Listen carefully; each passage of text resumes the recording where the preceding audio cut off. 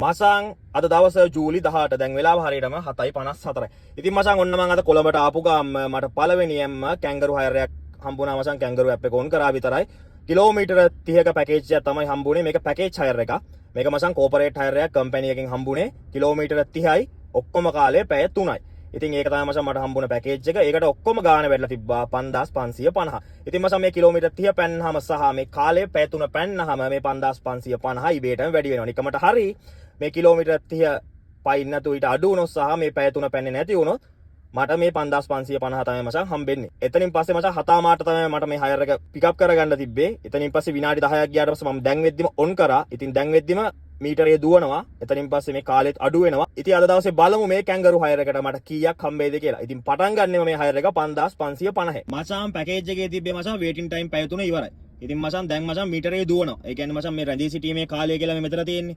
ඒක මචං දැන් දුවන ගමන් තියෙන්නේ මේ තියෙන දැන් විනාඩි 5යි ගාණක් මේ වෙද්දි ඉඳලා තියෙනවා මචං. මචං ඔක්කොම ගාණ වැල්ලා තියෙනවා 8200ක්. එතනින් පස්සේ කිලෝමීටර 28ක් ඇවිල්ලා තියෙනවා. එතනින් පස්සේ මචං පැය 3ක් මචං මේ පැකේජ් එකට හම්බුණා. ඉතින් පැය 3ක් පැන්නා. එතනින් පස්සේ විනාඩි 55ක් වැඩියෙන් මචං කාලෙ ගිහිල්ලා තියෙනවා. ඒ කියන්නේ මචං ඔක්කොම ගාණ එකතු වෙලා තමයි මේ 8200 හැදිලා තියෙන්නේ මචං. මොකද පැකේජ් එක තිබ්බේ 5550යි. ඉතින් මචං මේ ඔක්කොමත් එක්ක 8200ක් මේ හයර් එකට ඇඩ් වෙලා තියෙනවා. ඉතින් ඇත්තටම කියනවා මේ හයර් එක ලාභයි. එතනින් පස්සේ මචං වවුචර් එකක් තමයි දුන්නේ. ඉතින් මේ වවුචර් එක දැන් පුරවලා එතන ඉන්න මචං ඔන්න 8200 amount එක ලියලා තියෙනවා. එතනින් පස්සේ කිලෝමීටර 28 ලියලා තියෙනවා. ඉතින් මේ වවුචරේ කැංගරු එකට දීලා ඊට පස්සේ තමයි මචං මේක කෑෂ් කරගන්න පුළුවන්. මචං අද දවස් හරියටම ජූලි 23. දැන් වෙලාව හරියටම 9:21යි. ඉතින් මචං මට අද දවසේ කැංගරු එකෙන් හයර් එකක් ඇදලා තියෙනවා මචං. පෑලියගොඩින් පිකප් කරලා එයාපෝට් ඩ්‍රොප් එකක්. ඉතින් මචං පෑලියගොඩින් පිකප් කරගන්න තියෙන්නේ කටුනායක එයාපෝට් එකෙන් තමයි ඩ්‍රොප් කරන්න තියෙන්නේ. මේක මචං කෝපරේට් හයර් එකක්. එතනින් පස්සේ 9:30ට තමයි ලොකේෂන් එකෙන් පිකප් කරගෙන යන්න තියෙන්නේ. මම මේ වෙද්දිම ලොකේෂන් එකට ඇවිල්ලා තියෙන්නේ. ඉතින් අද දවසේ අපි බලමු මේ කැංගරු හයර් එකට මට කීයක් හම්බෙයිද කියලා එයාපෝට් එකට ගියාට පස්සේ. මේක මචං පැකේජ් හයර් එක. ඔක්කොම ගාන රුපියල් 4000යි කිලෝමීටර 30යි. ඔක්කොම කාලේ පැය එකමාරයි. මචං කටුනායකට ආවා. ඔක්කොම කිලෝමීටර ඇවිල්ලා තියෙනවා මචං. කිලෝමීටර 28යි මීටර 900යි. එතනින් පස්සේ ඔක්කොම කාලේ ගිහිල්ලා තියෙන්නේ විනාඩි 33යි. එතනින් පස්සේ හයර් එකේ ගාන හරියටම රුපියල් 4000ක් වෙල්ලා තියෙනවා. එතනින් පස්සේ මම හරියටම ඉන්නේ දැන් කටුනායක එයාපෝට් එක ඇතුලේ.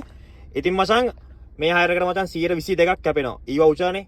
එතනින් පස්සේ 122ක් කැපුණාම මට මේකෙන් හම්බෙනවා මචං 3100ක් විතර මට මේ හයර් එකෙන් තියෙනවා. එහෙනම් හැමෝටම ජය වේවා. මචං ඉතින් මම ඇත්තටම කියනවා නම් ගොඩක් දැන් මේ පික්මි එකේ වීඩියෝයි මගේ ප්‍රයිවට් හයර් වීඩියෝයි ඒ වගේ වීඩියෝ ටිකක්නේ දැම්මේ. ඉතින් මචං ගොඩක් මට කැංගරු වීඩියෝ එකක් දාන්න බැරි නිසා ඔන්න මම අද දවසේ කැංගරු වීඩියෝ එකක් දාන්න කියලා හිතුවා මචං.